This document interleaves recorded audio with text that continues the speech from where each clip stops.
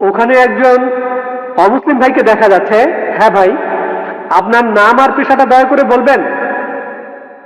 আমি শশাঙ্ক শেখর, এসেছি রাঁচি থেকে। আমি এখানে সত্যভামা কলেজে ইঞ্জিনিয়ারিং পড়ছি।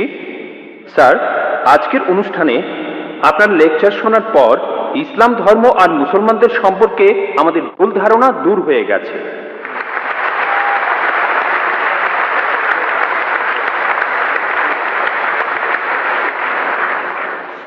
স্যার, আমি জম্মু আর কাশ্মীরে গিয়েছি, সেখানকার ভীতিকর অবস্থা দেখেছি। মানুষ সেখানে কষ্টে আছে মুসলমানদের সেই তথাকথিত জিহাদের কারণে। স্যার, আমার প্রশ্নটা হলো, ইসলাম কি এইসব কাজের অনুমতি দেয়? যদি না দেয়, তাহলে এই জিহাদ শব্দটার অর্থ আসলে কি? কারণ পবিত্র কোরআনেই সূরা আরাফের 56 নম্বর আয়াতে বলা হয়েছে, তোমরা বিপর্যয় ঘটিও না। অথবা সূরা শুরার 40 নম্বর আয়াতে বলা হয়েছে যে প্রতিশোধ নেয়ার চাইতে ক্ষমা করা উত্তম। অথবা সূরা মাইদার 32 নম্বর আয়াতে বলা হয়েছে যে যদি কেউ কাউকে হত্যা করে, সে মানব জাতিকেই হত্যা করলো। স্যার, একই বিষয় নিয়ে আমার আরো প্রশ্ন আছে। সেটা হলো, ইসলাম ধর্মে কোন জিনিসটাকে আমরা বেশি গুরুত্ব দেব, ধর্ম বা মাযহাব, নাকি আমাদের দেশ, মাদারল্যান্ড, মাতৃভূমি বা কওম? অনেক ধন্যবাদ। ভাই, আপনি খুব সুন্দর একটা প্রশ্ন করেছেন। প্রথম প্রশ্নটা হচ্ছে ইসলাম ধর্মে জিহাদ নিয়ে। প্রশ্ন করলেন যে কেন মানুষ যুদ্ধ করছে, কাশ্মীরে যা হচ্ছে জিহাদ, এটাকে ইসলাম কি অনুমতি দেয়? জিহাদ শব্দের অর্থ কি? এটা কি কোরআনে সূরা মাইদার 32 নম্বর আয়াতের বিরুদ্ধে যায় না? ভাই, এই জিহাদ সম্পর্কে বলি, এ ব্যাপারে ভুল ধারণা শুধু অমুসলিমদের মধ্যে নেই, মুসলমানদের মধ্যেও রয়েছে। বেশিরভাগ মানুষই এমনটা ভাবে যে কোনো মুসলিম যদি কোনো যুদ্ধ করে, যে কোনো যুদ্ধ হতে পারে নিজের সুবিধার জন্য, হতে পারে পলিটিক্সের জন্য, হোক সেটা ভাষার জন্য, হোক বর্ণের জন্য, সেটাই হলো জিহাদ। মুসলমানদের যুদ্ধ করাটাকে জিহাদ বলা হয় না। জিহাদ শব্দটা এসেছে আরবি শব্দ জাহাদা থেকে, তার মানে চেষ্টা করা, তার মানে পরিশ্রম করা। জিহাদ মানে সংগ্রাম, কোনো কিছুর জন্য চেষ্টা বা পরিশ্রম করা। ইসলামিক অভিধান অনুযায়ী জিহাদ অর্থ কারো অসৎ প্রবৃত্তির বিরুদ্ধে সর্বশক্তি দিয়ে লড়াই করা। এছাড়াও জিহাদ মানে সমাজের উন্নতির জন্য চেষ্টা করা। এছাড়াও জিহাদ শব্দটা যে যুদ্ধক্ষেত্রে আত্মরক্ষাকেও বোঝানো হয়ে থাকে। জিহাদের অর্থ অন্যায় অত্যাচারের বিরুদ্ধে লড়াই করা। জিহাদের মূল অর্থ চেষ্টা বা পরিশ্রম করা। অনেক মানুষের ভুল ধারণা আছে যে জিহাদ মানে পবিত্র যুদ্ধ। তারা জিহাদের অনুবাদ করে পবিত্র যুদ্ধ। পবিত্র যুদ্ধ বলে যে আরবি শব্দটা আছে সেটা হারবুম মুকাদ্দাসা। যদি আপনারা কোরআন পড়েন, কোরআনের কোথাও পাবেন না, একটা আয়াতও নেই, অথবা নবীজি সাল্লাল্লাহু আলাইহি সাল্লামের সহিহ হাদিসেও কোনো জায়গায় হারবুম মুকাদ্দাসার কথা বলা নেই। এই শব্দটা কোরআন বা হাদিসে নেই। জিহাদ শব্দটার অনুবাদ কোনোভাবেই পবিত্র যুদ্ধ নয়। ঐতিহাসিকরা এই পবিত্র যুদ্ধ শব্দটা প্রথম ব্যবহার করেছিল খ্রিস্টানদের ক্রুসেডকে বোঝানোর জন্য, যারা খ্রিস্টান ধর্ম প্রচার করেছে আর হাজার হাজার মানুষ হত্যা করেছে। দুর্ভাগ্যজনকভাবে বেশিরভাগ লোক, এমনকি তথাকথিত মুসলমান পণ্ডিতগণও জিহাদের অনুবাদ করে পবিত্র যুদ্ধ। এটা ভুল অনুবাদ। জিহাদ শব্দটার অর্থ চেষ্টা বা পরিশ্রম করা। অনেক সময় এই চেষ্টাটা যুদ্ধক্ষেত্রে হতে পারে, সেই যুদ্ধটাও হবে আল্লাহ সুবহানাহু ওয়া তাআলার পথে, সেটা কিতাল ফি সাবিলিল্লাহ। একটা প্রশ্ন করা হয়, ইসলামে কেন যুদ্ধ আর হত্যার অনুমতি দেওয়া হয়েছে? ইসলামের অনেক সমালোচক আছেন যারা বলেন ইসলাম খুব নিষ্ঠুর একটা ধর্ম। ইসলাম সবসময় বলে অমুসলিম কাউকে দেখলে তাকে মেরে ফেলো। অনেকেই বলেন, ইন্ডিয়াতে এরকম একজন আছেন অরুণ শরীফ, তিনি একটা বই লিখেছেন দ্য ওয়ার্ল্ড অফ ফতোয়া।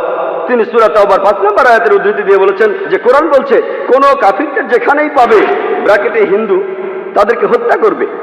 যদি আপনি পবিত্র কোরআনের সূরা তাওবার 5 নম্বর আয়াতটা দেখেন, সেখানে বলা হয়েছে কাফিরদের যেখানে পাবে হত্যা করবে। তবে এই উদ্ধৃতির প্রসঙ্গের কথা এখানে বলা নেই। যদি আপনারা এই আয়াতটার আগের আয়াতগুলো পড়েন, সেখানে একটা শান্তি চুক্তির কথা বলা হয়েছে। মক্কার মুশরিকদের সাথে মুসলিমদের একটা শান্তি চুক্তি। পবিত্র কোরআনের সূরা তাওবার প্রথম 4টা আয়াতে মক্কার মুশরিকদের সাথে মুসলমানদের একটা শান্তি চুক্তির কথা বলা হয়েছে। আর মক্কার মুশরিকরা এই শান্তি চুক্তিটা ইচ্ছা করেই ভেঙেছিল। এরপর আল্লাহ তাআলা 5 নম্বর আয়াতটা নাজিল করলেন মুশরিকদের সম্পর্কে। সেই আয়াতে আল্লাহ মুসলিমদের বললেন, সবকিছু 4 মাসের মধ্যে ঠিক করে ফেলো, না হলে যুদ্ধ ঘোষণা করো। আর যুদ্ধক্ষেত্রে আল্লাহ বলেছেন, যখন শত্রুরা তোমাকে আক্রমণ করতে আসবে, তুমি শত্রুদের হত্যা করবে। এই আয়াতটা যুদ্ধক্ষেত্রের কথা বলছে। যখন শত্রুরা তোমাকে মারতে আসবে, ভয় না পেয়ে লড়াই করো। আজকের দিনে একজন আর্মি জেনারেল তার দলের সৈন্যদের মনোবল চাঙ্গা করার জন্য সেই জেনারেল বলবেন যে যখন শত্রুরা আসবে তাদের মেরে ফেলো। আর অরুণ সুরি 5 নম্বর আয়াতটা বলার পরে চলে গেছেন 7 নম্বর আয়াতে, কারণ 6 নম্বর আয়াতে উত্তরটা আছে। পবিত্র কোরআনের সূরা তাওবার 6 নম্বর আয়াতে উল্লেখ করা হয়েছে, যদি কোনো কাফির তোমার কাছে আশ্রয় প্রার্থনা করে, যদি তারা শান্তি চায়, তাহলে তোমরা তাদের নিরাপদ স্থানে পৌঁছে দেবে। শত্রু যদি আশ্রয় প্রার্থনা করে, তাদের নিরাপদ স্থানে পৌঁছে দাও। আজকের দিনের সবচেয়ে ভালো আর্মি জেনারেল খুব বেশি হলে তার সৈন্যদের বলবেন যে শত্রুদের চলে যেতে দাও। এখানে আল্লাহ বলছেন তাদের শুধু ছেড়ে দিও না, তাদের কোনো নিরাপদ স্থানে পৌঁছে দাও। যখনই কোরআনে যুদ্ধের প্রসঙ্গে কথা থাকে, আরেকটা হলো সূরা আনফালের 60 নম্বর আয়াতে উল্লেখ আছে, তোমাদের শক্তি ও অশ্ববাহিনী প্রস্তুত রাখো আর শত্রুদের আক্রমণ করো। পরের আয়াতে বলছে, কিন্তু শত্রুরা যদি সন্ধি করতে চায়, তুমিও সন্ধি করো।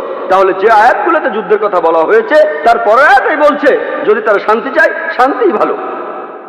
এখন আরেকটা প্রশ্ন, সূরা মাইদার 32 নম্বর আয়াতে কি বলছে, বা সূরা নিসার 40 নম্বর আয়াতে কি বলছে, যে যদি কোনো মানুষকে হত্যা করা হয়, তাহলে সে যেন পুরো মানুষ জাতিকে হত্যা করলো। এটাই হলো ইসলামের আসল কথা। যদি কেউ কোনো মানুষকে হত্যা করে, হোক সে মুসলিম বা অমুসলিম, যদি সেটা হত্যা বা ধ্বংসাত্মক কাজের অপরাধে না হয়, যদি দুর্নীতির অপরাধে না হয়, তাহলে সে যেন পুরো মানুষ জাতিকেই হত্যা করলো। আর কেউ যদি কোনো মানুষকে বাঁচায়, তাহলে সে যেন পুরো মানুষ জাতিকে বাঁচালো। এখন আপনারা যদি ভগবদ গীতা পড়েন, ভগবদ গীতার 2য় অধ্যায়ের 50 অনুচ্ছেদে আছে, বলা হয়েছে শ্রীকৃষ্ণ এখানে অর্জুনকে জিহাদ করতে বলেছেন। চেষ্টা, যদি আপনারা পড়েন মহাভারত, মহাভারতের হাজার হাজার অনুচ্ছেদে যুদ্ধের কথা রয়েছে, হাজার হাজার অনুচ্ছেদে। কোরআনে যত যুদ্ধের কথা আছে তার চেয়ে অনেক বেশি। মহাভারত একটা ধর্মগ্রন্থ, আপনারা হয়তো জানেন। এখানে রাজ্য নিয়ে একটা যুদ্ধের গল্প রয়েছে পাণ্ডব আর কৌরবদের মধ্যে। পাণ্ডবদের 5 ভাই আর কৌরবরা 100 ভাই, যুদ্ধ।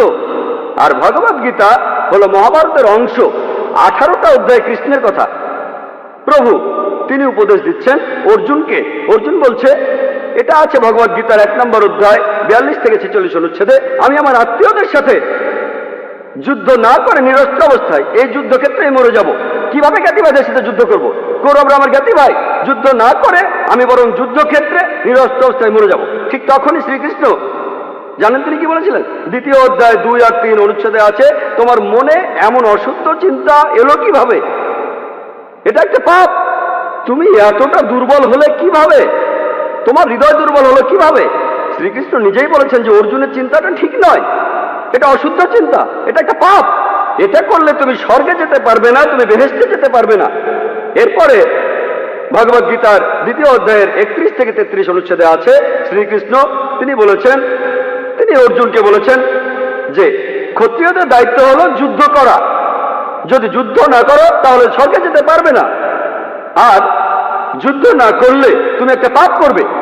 যদি ভালো করে দেখেন ভগবদ গীতায় শ্রীকৃষ্ণ বলছেন যে তোমাকে যুদ্ধ করতে হবে। চিন্তা করেন, আমি যদি ভগবদ গীতার এই উদ্ধৃতি দিয়ে বলি যে শ্রীকৃষ্ণ বলছেন অর্জুনকে তোমার আত্মীয় স্বজনদের যুদ্ধ করে হত্যা করতে হবে, কোনো প্রসঙ্গ ছাড়া উদ্ধৃতি দিলে সেটা হবে শয়তানি।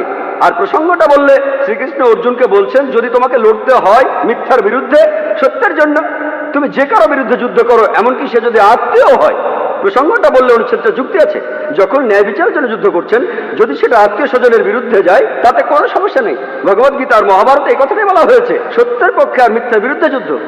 যখনই আমি কোনো হিন্দুকে মহাভারত আর গীতার কথা বলবো, সে তো এটা জানে।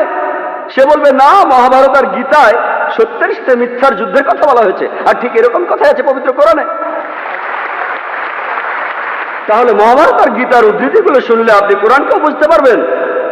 এছাড়াও অনেক লোক বলে, ও কোরআনে জিহাদের কথা বলছে, আপনি জিহাদ করতে গিয়ে মারা গেলে বেহেশতে যাবেন। অনেকে আছেন, তাদের একজন অরুণ সুরি বলছেন, তিনি সহিহ বুখারী থেকে হাদিসের উদ্ধৃতিও দিয়েছেন। 4 নম্বর খণ্ড বুক অব জিহাদ 2 নম্বর অধ্যায়ের 46 নম্বর হাদিস বলা হয়েছে, একজন মুজাহিদ হলো সেই লোক যে আল্লাহ সুবহানাহু ওয়া তাআলার পথে চেষ্টা করে, আর আল্লাহ নিজেই জানেন কে চেষ্টা করছে। এরপরে নবীজি বলেছেন, যদি কোনো মুজাহিদ যুদ্ধক্ষেত্রে মারা যায়, সে জান্নাতে যাবে, সে পরকালে বেহেশতে যাবে। কিন্তু যদি সে ফিরে আসে, মারা না যায়, সে ফিরে আসবে গনিমতের মাল নিয়ে। এই হাদিসটা আর কোরআনের বিভিন্ন আয়াতের কথা বলছেন ইসলামের সমালোচকরা। আমি ভাবি হিন্দু সমালোচকরা এই উদ্ধৃতিটা দেয় কিভাবে? তারা কি ভগবদ গীতা পড়েনি? তারা কি মহাভারত পড়েনি? এমনকি শ্রীকৃষ্ণ তিনি ভগবদ গীতায় বলেছেন, 2য় অধ্যায়ের 37 অনুচ্ছেদে আছে, হে অর্জুন, হে কুন্তির পুত্র, যুদ্ধের প্রস্তুতি নাও। যদি যুদ্ধে মারাও যাও, কোনো সমস্যা নেই, তুমি স্বর্গে চলে যাবে। আর যদি তুমি জয়লাভ করে ফিরে আসো, তাহলে তুমি এই পৃথিবীর ধন সম্পদগুলো পাবে। হাদিসে একই কথা আছে।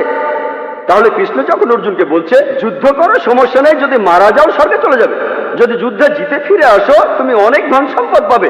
সহিহ বুখারীও একই কথা বলছে, কোরআনেও একই কথা আছে। তাহলে ধর্মগ্রন্থগুলো পড়লে আমরা একে অন্যকে ভালোভাবে বুঝতে পারবো। তাহলে ইসলামে যুদ্ধের অনুমতি আছে শেষ উপায় হিসেবে, আত্মরক্ষার জন্য, আর অত্যাচারের বিরুদ্ধে, না হলে নয়। আর জিহাদ অর্থ চেষ্টা বা পরিশ্রম করা। এবার আমরা দ্বিতীয় প্রশ্নে আসি, কোনটা বেশি ইম্পর্ট্যান্ট? এখানে বেশি ইম্পর্ট্যান্ট কি দেশের আইন কানুন মেনে চলা, নাকি মাযহাব বা দিনকে মানা? যেন আমাকে প্রশ্ন করছেন, আমার উপর কার দাবি আগে, আমার বাবার দাবি আগে না মায়ের দাবি আগে? ভাই, এর আইন আর ধর্মের আইন মানার ব্যাপারে একটা কথা বলি, আল্লাহকে মানার ব্যাপারে বলি। মহান ঈশ্বর আমাদের সৃষ্টিকর্তা, তিনি আমাদের চাইতে অনেক উপরে।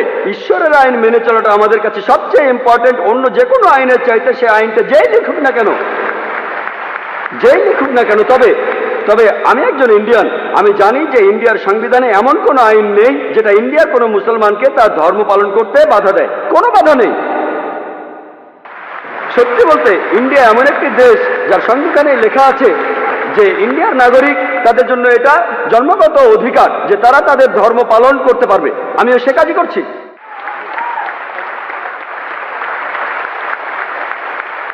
ইন্ডিয়ায় এমন একটা আইনও নেই যেটা আমাকে আমার ফরজ পালনে বাধা দেয় আর আমাকে দিয়ে হারাম কাজ করাতে বাধ্য করে, এমন কোনো আইন নেই। আমি 5 ওয়াক্ত নামাজ পড়তে চাইলে পড়বো, না পড়তে চাইলে পড়বো না। ইন্ডিয়ার সংবিধানে এমন একটা আইনও নেই যেটা আমাকে ভালো মুসলিম হতে বাধা দেয়। আমি এখানে আমার কথা বলতে পারি, আমি একজন ভালো মুসলিম আলহামদুলিল্লাহ, আর একজন ভালো ইন্ডিয়ানও। আর সংজ্ঞা অনুযায়ী, ভৌগোলিক সংজ্ঞা অনুযায়ী একজন ইন্ডিয়ানকে ভৌগোলিকভাবে বলা হয় হিন্দু। হিন্দু যদি হয় ভৌগোলিক সংজ্ঞা, আমি ইন্ডিয়ার একজন হিন্দু এবং ইসলাম ধর্ম পালন করি।